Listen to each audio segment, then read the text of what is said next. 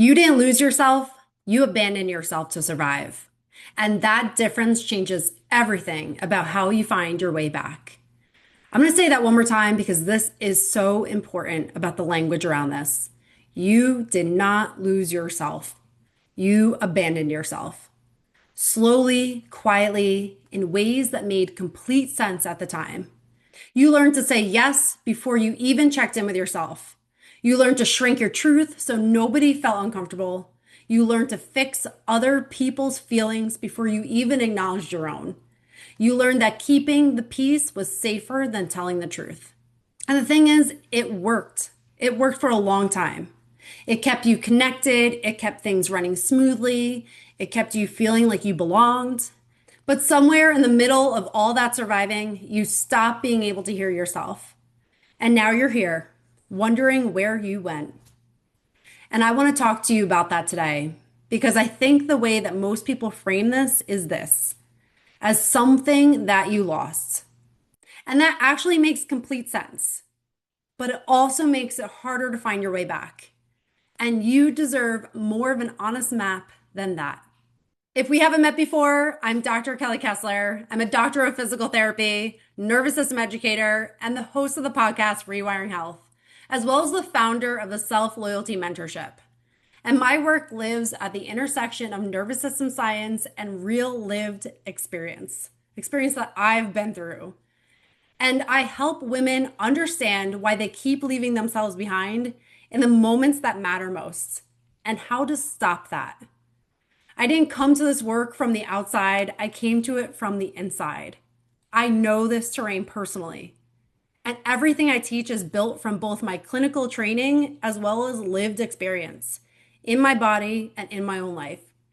And I know that choosing myself hasn't always felt safe, but now it does. And if you're new here, welcome. And if you've been here for a while, I'm so glad you're back. Now let's start with the words that we use, because I think that matters more than we realize. Most of us say that we've lost ourselves. I know I've said that plenty of times.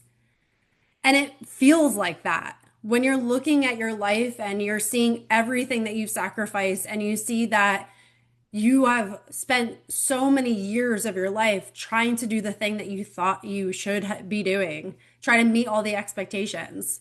Of course, it feels like you've lost yourself. And I totally understand that. And then one day you wake up and you don't even recognize yourself as the woman that you are looking back at. And you can't even remember the last time you made a decision that was purely yours because it seems that everything gets filtered out on other people's expectations for you and what you think you should be doing and what would make somebody else happiest. You feel like something essential just slipped away somewhere and you're off looking for it or looking for yourself. But here's what I want you to sit with. You can't accidentally lose yourself. Not really. What actually happens is more specific than that and more important. You made thousands of small decisions over years to put yourself last, to override what you felt, to dismiss what you needed, to silence what was true for you in order to maintain the connection and keep the peace or stay safe in relationships that felt like the love was conditional. And that is not losing yourself. That's leaving yourself over and over and over and over again. In the small moments, in the big moments, and in the ones that don't even feel like they're worth remembering, but yet your body remembers. And here's why that distinction matters so much. If you lost yourself, the path back is a search. You feel like you're aimlessly trying to find the essence of you. You're looking for something that you feel like went missing, but it really hasn't. And often you don't even know where it is or where to start. You just hope that one day it'll turn up, that someday you'll finally feel like yourself again. But the thing is, if you realize that you've abandoned yourself, if you've left yourself behind through a pattern of learned behavior, then the path back is completely different. It's not a search for out there. It's a return. It's a remembering. And it's a direction inward. It has specific steps. It has a clear starting point. You know where you are, and you know that it's always within you. It's just coming back home to yourself. You start to remember where you've left yourself behind. You remember the moments where you said yes and your body was screaming no. You remember the moments you softened your truth to manage somebody else's reaction. And you remember the days you spent replaying conversations, convincing yourself that you were the problem. And you remember that you left yourself feeling smaller so somebody else could feel bigger. Those are not mysteries. Those are not things you have to search for. Those are patterns. And they're patterns that can be understood when they're understood within you. And the thing is, when they're understood, that's when they can shift. And that's when you realize that you have the power always. It's not a search for something that happened. It's an inward understanding of where you've been leaving yourself behind.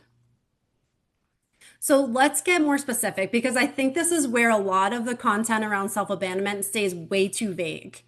And it doesn't get anchored into those specific moments that you live day in and day out. And the thing is, it's easy to nod along to a concept and say, yes, I abandoned myself. But the place where this work lives is in those specific moments, because that's when you can see that you were actually participating in those patterns. And these are the ones that happen on that Tuesday afternoon, the ones that nobody talks about, the ones that you live. They're the ones that you start to recognize. And here's what self-abandonment looks like in the real moments, in the real life. It looks like someone asking you for something and feeling your stomach drop, your body giving you that no. And then you have this reactive yes, and you just go along with it.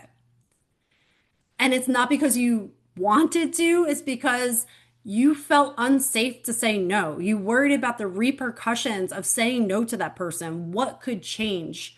What would impact that dynamic with that person? And it felt like an easier decision just to go along with it and suck it up for a moment than to say no and listen to your body. It also looks like sending that text message and then checking your phone every 4 minutes, waiting for the response. Because their silence feels like there's evidence that there's something is wrong, that you did something wrong, that there's this unsettled feeling or energy that you have to fix. It also comes in having a clear opinion in a conversation and then softening it.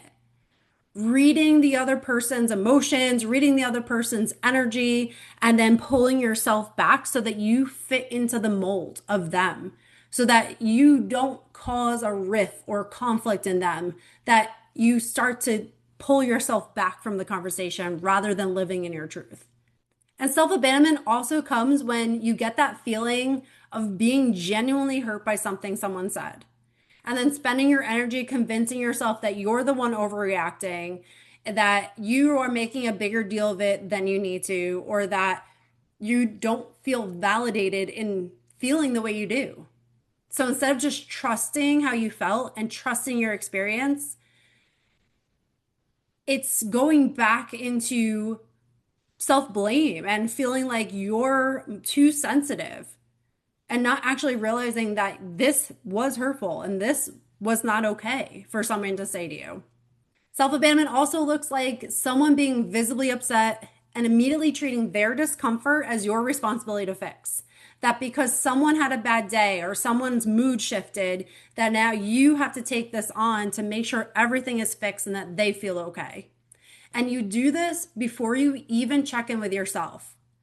You have that reactionary response that you have to fix it, you have to smooth it over, and somehow it has something to do with you. And here's the thing about every single one of those moments. In each one of them, there was a version of you that knew. That deep down you knew, but you overrid it anyway. And the thing is, your body knew. Your body is so intelligent, but yet our mind can override what our body's telling us. There was probably a sensation, there was probably a tightening, a drop, an internal flinch, something just felt off. Your gut had that whisper of like, no, It's a no. It's a no. And then your mind started playing all the roles that you thought you had to play to make it a yes. That was your body giving you real information. And it was in that moment that you overrode it. And it's not because you were weak. That's not why you override it. It's because you were conditioned to. Your sense of safety, belonging, harmony, peace, everything was outsourced.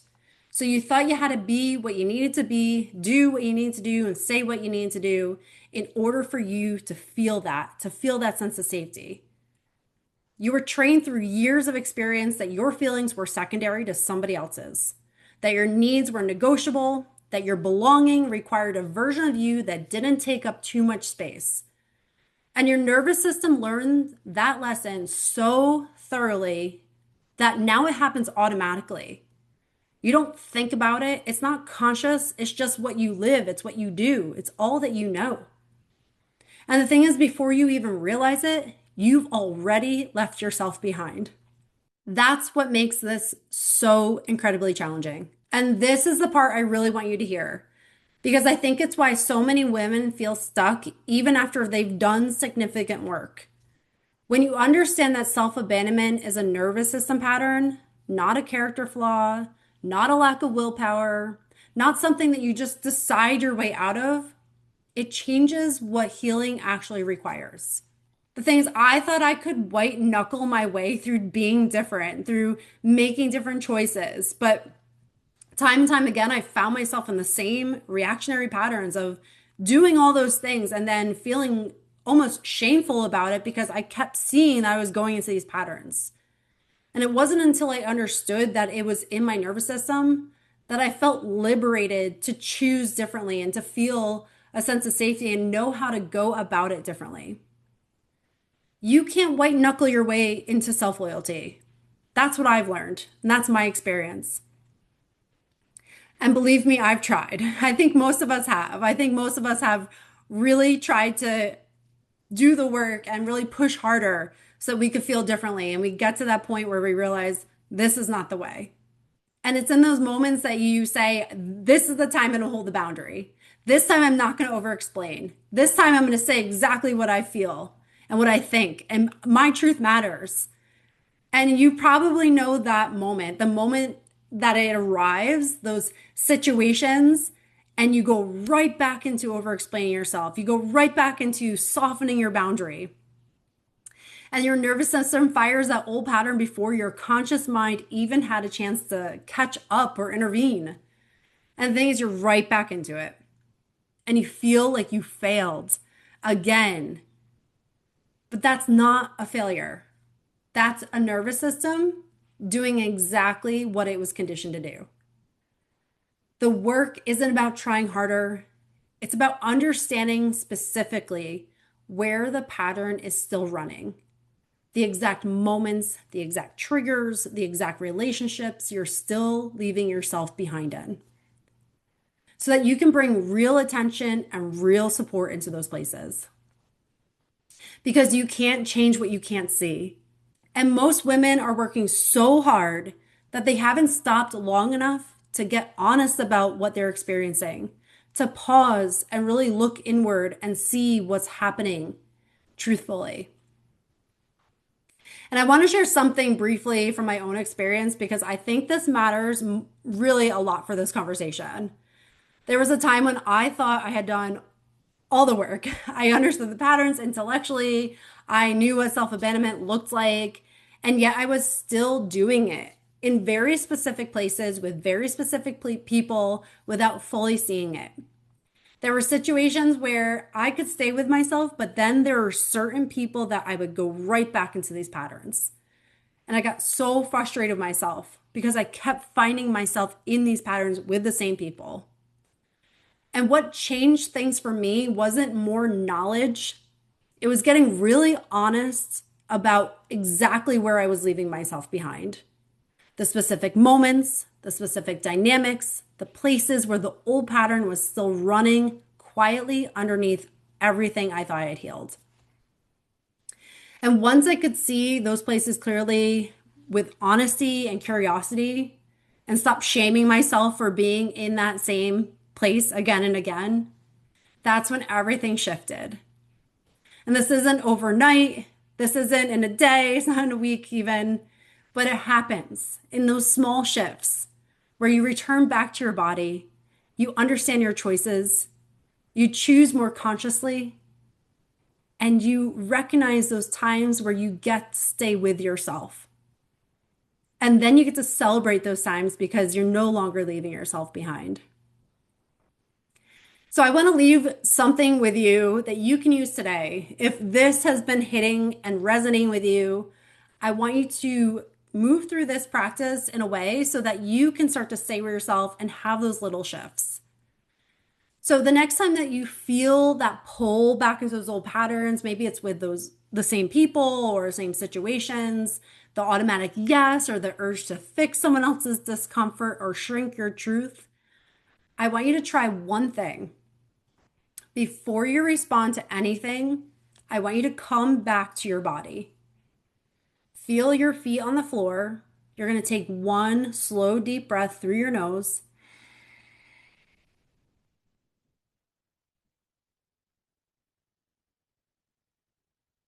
And then you're going to ask yourself these words. What do I feel? And you're going to be as honest with yourself as you possibly can.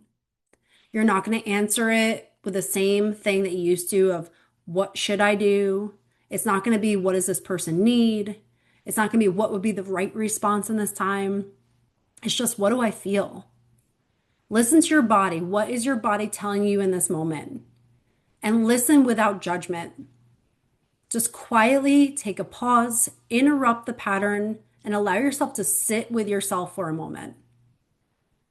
The thing is, you don't have to act on the answer immediately. You don't have to say it out loud, but let yourself hear it. Give yourself space to just listen. Because the practice of checking in with yourself, even if it's for 10 seconds, and even if it's imperfect, that moment before you respond to the outside world and the demands that inevitably will always be there is how you start to rebuild a relationship with yourself, and a relationship that does not rely on you abandoning yourself. There's so much power in that pause. And there's so much power in checking in with yourself before you do what everybody else needs you to do. Every time you do that, every time you pause and come back to yourself before you leave yourself behind, you're building something real. And that's a nervous system that knows you're listening. It's a nervous system that feels safe enough to speak up. That's how patterns shift. It's not through trying harder. It's through paying attention to those right places. And here's the rewire moment. So if you take one thing from this episode, let this be it. You did not lose yourself. You abandoned yourself to survive. And that means the path back is not a search, it's a return. It has direction. It starts with getting specific about where you're still leaving yourself behind. That's not something to be ashamed of. That's something to get honest about. Because the moment you can see it clearly, it starts to lose its grip on you. If this episode has resonated with you and you want to know specifically where you're still abandoning yourself in your life, I created something exactly for this. It's called a self-abandonment audit. It's free. It only takes 5 minutes, and it will give you a clear picture of the exact moments and patterns you're still overriding yourself with, so that you know you can bring your attention to those moments. You can pause in the right moments. It's not fluff. It's just the real reality of your life, the clarity that it gives you. The link is in the description below. Go take the audit and then let me know in the comments what you found. What spoke to you? What was the aha moment in your life? I would love to know, because it's in those moments that we gain clarity, that we also reclaim our power in our own life. If this episode has resonated with you, share it with someone else who also needs to hear it. Subscribe to my channel because I share many more tools for you to reclaim your own inner peace, your own inner safety, and start moving yourself from self-abandonment to self-loyalty. Thank you so much for joining me, and I will see you in the next one.